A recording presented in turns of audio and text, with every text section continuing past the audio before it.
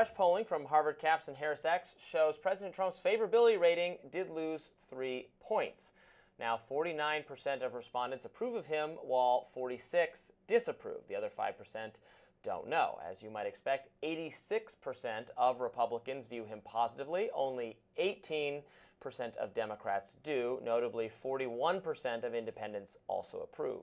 Overall, the mood of the country is down, with the majority, 49% of respondents, so I guess that's the plurality if you want to be technical about it, saying the country is on the wrong track. 41% say it's on the right path. When it comes to the economy, people's views remain unchanged from last month. 53% say the economy is weak versus 47% who feel it's strong. Joining us now to dig into these numbers and more is Mark Penn, co-founder of Harris X. Welcome, Mark. Thank you. Thanks for joining us. So as I was looking through the poll results, I mean, it's certainly not by any stretch disastrous for President Trump, but I do think there are some warning lights flashing. Is that your read of it, or would you characterize it differently? Well, I'd say this is a good poll for President Trump. Not necessarily a bad poll, but we did show 3 points movement back, and that could be margin of error. You know, sometimes it really takes a couple of months to see, well, is that, you know, the month before he had a 52%, now he has a 49%, still more positive than negative. Most of his approval policies are still approved of. Is this a trend? If we see 46 next month, well, 42 the month after, yes, it's a trend. Or is this just a little blip within the margin of error? We're just not going to know that for another month or two. I've been closely following the work of the pollster Harry Enton at CNN. We've played a couple of his clips on Rising in the last several weeks, and he keeps pointing to polling that CNN is doing and others doing, showing, yes, not 80% across the board love for Trump in all corners of the country, but that even for Trump himself, he's closer to the pinnacle of his popularity than being underwater, that his net favorability rating is basically as good as he's ever had it since appearing on the political scene. Is that consistent with what you're seeing from the work your organization does? I think that's accurate. I think 52% was a good watermark. Look, I worked with President Clinton, and we were as low as maybe 38 and as high as 74. So on that scale, Trump is more positive than negative. It's been more difficult in a polarized country to get the kind of ratings that either President Clinton or President Reagan had. Although if he gets a good economy and people like his policies and he closes the border, he could really move up.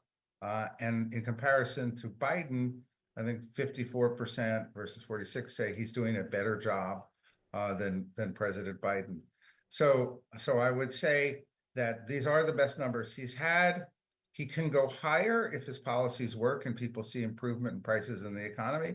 And if people see the opposite, he can go lower. He's at a pivotal point, I think, in terms of these ratings right now. The Biden collapse, the collapse in terms of his poll numbers, set in, I believe, correct me if I'm wrong or your recollection's different, after the Afghanistan withdrawal, and then Biden just never really recovered despite his party performing well in the midterms. It just kind of dropped lower and lower and lower. You're right to note that we live in polarized times, and so there's always going to be, it's hard for anyone to get much above 50, get to 60. I mean, it's impossible. It's unfathomable to even think of like the approval rate that George W. Bush had immediately after 9/11, soaring to, I think, like 70 or 80% approval or more for a brief window of time. That's nothing. I don't know what kind of series of events could have that happen again. But the collapse, the stark, the going down further and further is something we've seen happen to, for instance, President Biden. Well, I think you see President Biden and the Democrats really have collapsed, and the retrospect on President Biden is not very kind at all. But yes, as his presidency tooled along, Biden had higher ratings than this. And once he executed the Afghanistan debacle, people just lost faith in him personally, as well as in terms of the job that he did. He was no longer seen as the kindly kind of older person. He was really seen as harsh, and lost all of that goodwill. And then on top of it, inflation just ate away, and the border and all of those things ate away at his ratings. But what really happened here is the Democrats as a party, while the Republicans are surging up to like 50%, and while Trump is around 50%, the Democrats have now, in my poll, dropped to 36, which has never happened before. And in some of these other polls into the high 20s. And that is certainly a record low for the Democrats as a party. Getting back to President Trump with the brief time we have left, Mark, you mentioned that there is room for him to grow if things go well and to go in the opposite direction if they go badly. And when I mentioned in the opening question about warning signs, in your new poll, there are some of those warning signs in terms of right track, wrong track numbers, not just for the country at large, but is the economy on the wrong track or the right track? 51% wrong track, 38% right track.